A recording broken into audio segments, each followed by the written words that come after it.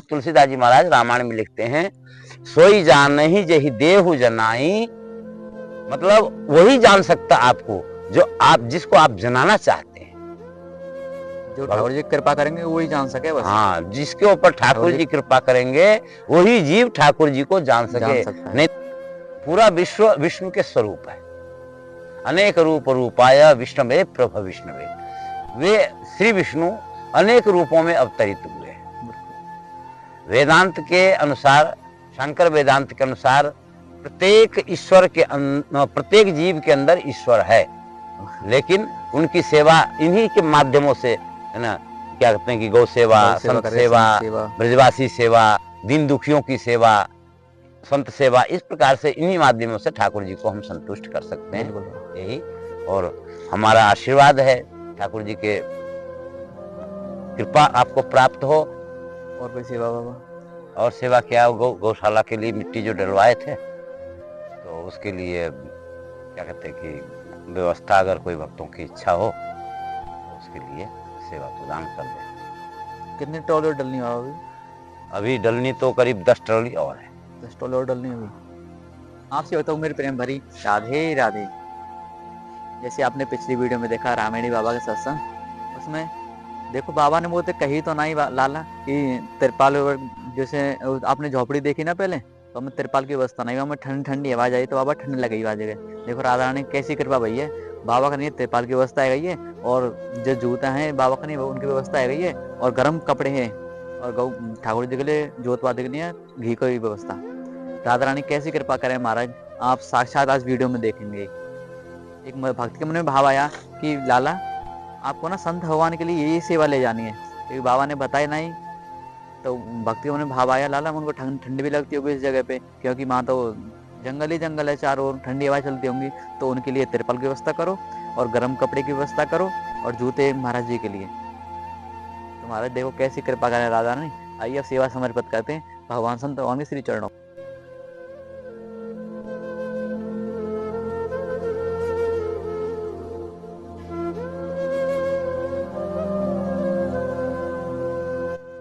बाबा कछु श्री जी ने सेवा भेजी आपके लिए जी, ये आपके लिए, इसे ठंड नहीं लगेगी आपको। ये मोजे हैं, और आपके लिए जूते भी भिजवाए श्री जी ने। ठीक है, सही है जूते? सही है। और गौ माता का घी सेवा के लिए, और ये जो तिरपाल है तिरपाल, ठीक, स्वीकार करूँगा। बहुत बढ़िया।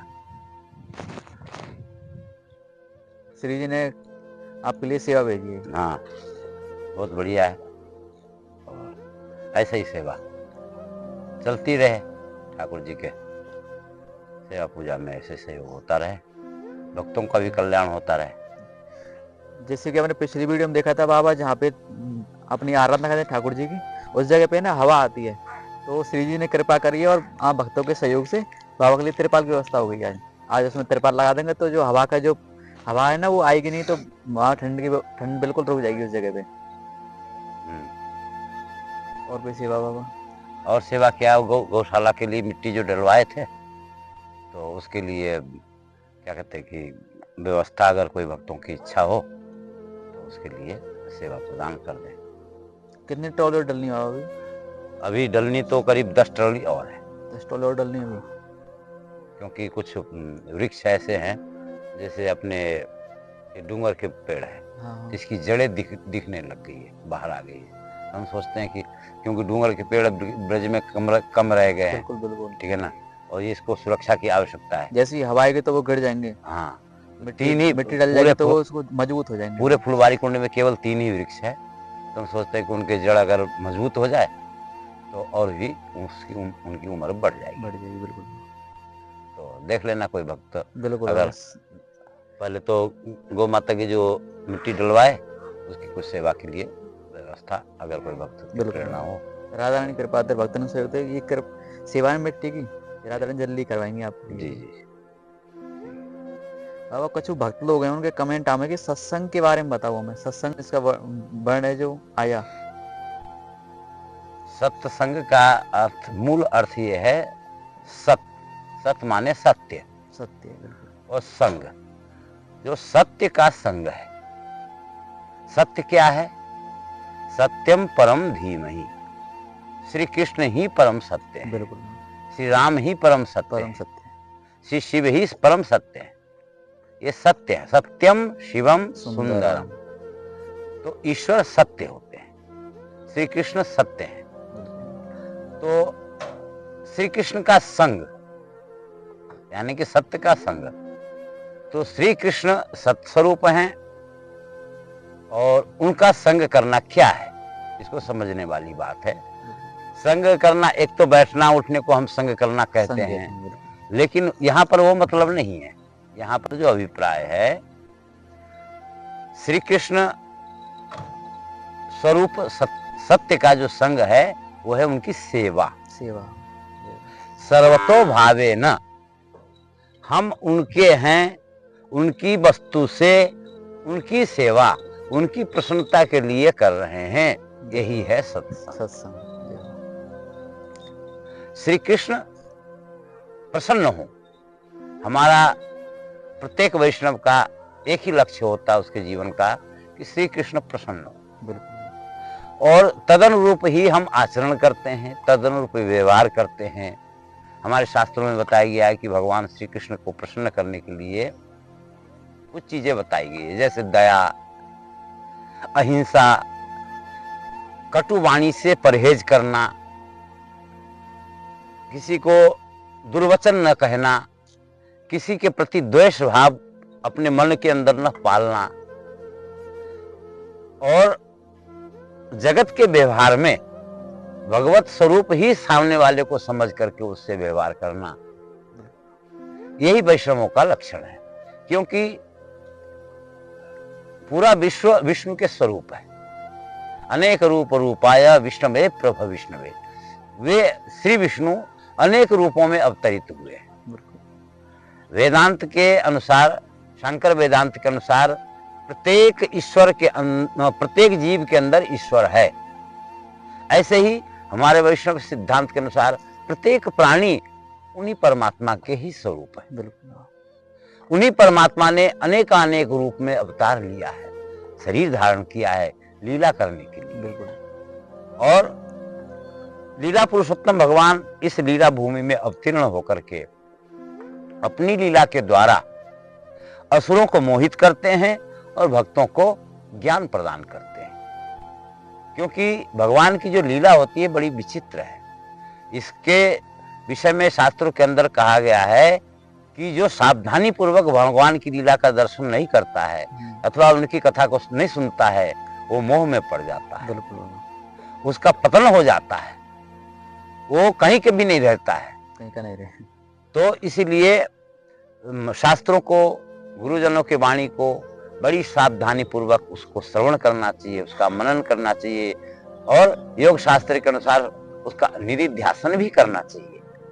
तो कहने का अभिप्राय हमारा ये है कि इस ब्रज भूमि के अंतर्गत भगवान लीला पुरुषोत्तम श्री कृष्ण अपने व्यवहार से, अपने क्रियाकलाप के द्वारा भक्ति को प्रसारित करते हैं, जन जन के अंदर भक्ति को स्थापित करते हैं। ब्रज के अंदर सबसे बड़ी विशेषता क्या है? और लोग तो ठाकुर जी को, भगवान को मानने के लिए अभ्यास करते हैं कि मेरा मन भगवान में लगे। मेरा मन, एक संत कथा में कह रहे थे कि नारद जी एक बार ब्रजमंडल में आए, वृंदावन में क्या कहते हैं कि यमुना किनारे टहल रहे थे, तो देखे कि एक गोपी आंख बंद करके बैठी हुई है। तो नारद जी को बड़ा आश्चर्य हुआ, गोपी और ध्यान कर रही है, क्या चक्कर है? थोड़ी देर खड़े रहे, गोपी ने आंख खोली।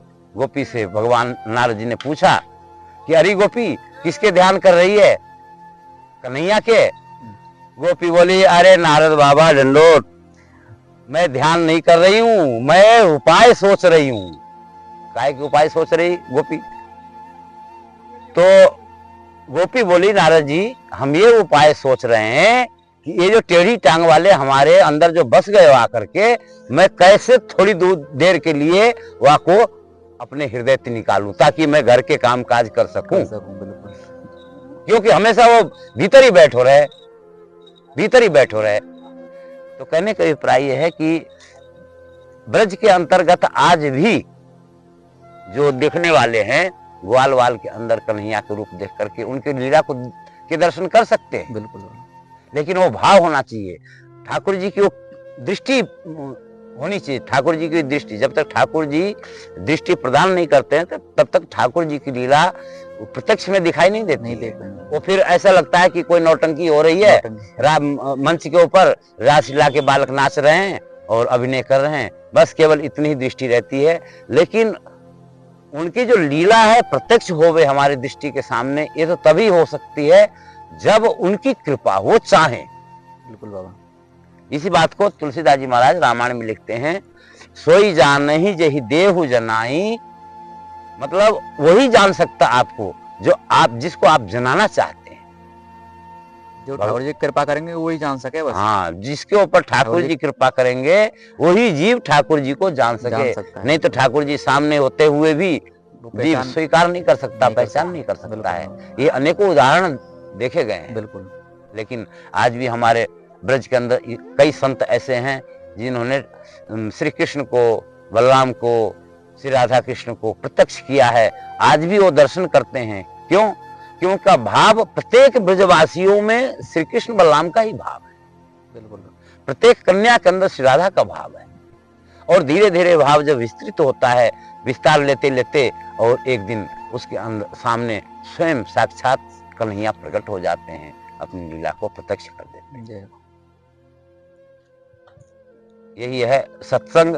हमारे विचार से तो सत्संग के यही महिमा है कि सत्य का संग कर लिया जाए। सत्य यानी कि श्री कृष्ण, और उनको प्रसन्न करने के लिए उनकी सेवा ही, उनके संतों की सेवा, उनकी गायों की सेवा कर ले, यही उनके, भगवान की तो क्या सेवा हो सकती, कोई क्या करेगा उनकी सेवा, है ना, वो तो जगत के पालनहार हैं।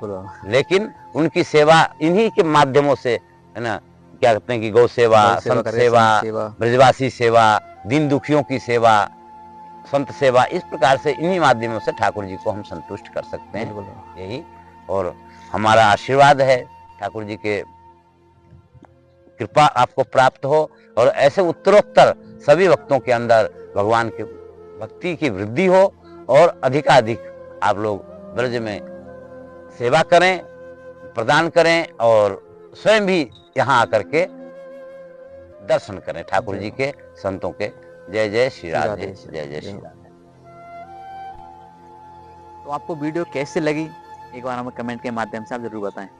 बाबा बता रहे कि यहाँ पे और थोड़ी बहुत मिट्टी की सेवा होनी है जिससे गौ माता अच्छी तरह से बैठ पाए, और जो डूंगर के वृक्ष होते हैं ना उनके लिए बता बाबा कैसे कैसे सोचते हैं। महाराज वृक्ष हैं उनके लिए भी सोचते हैं बाबा, क्योंकि यहाँ पे ब्रज में बता रहे थे बहुत ही कम डूंगर बचे हैं, तो यहाँ पे भी 3-4 वृक्ष हैं डूंगर के, उनकी जड़ दिख रही है, मतलब उनके लिए मिट्टी डाल के उनको मजबूत हो जाएंगे तो उनकी जो उम्र है और बढ़ जाएगी। थोड़ी बहुत गौ माता के लिए सेवा होनी है मिट्टी की, और थोड़ी बहुत जो डूंगर के पेड़ है ना उनके लिए भी सेवा होनी है। जो वक्त के मन में भाव हो सेवा के लिए वो नीचे के नंबर संपर्क कर सकते हैं। और मिलते हैं आपसे एक और सेवा की वीडियो के साथ। तब तक लिए आपसे भक्तों को सीधा नंदा पावन तरह से प्रेम भरी राधे राधे।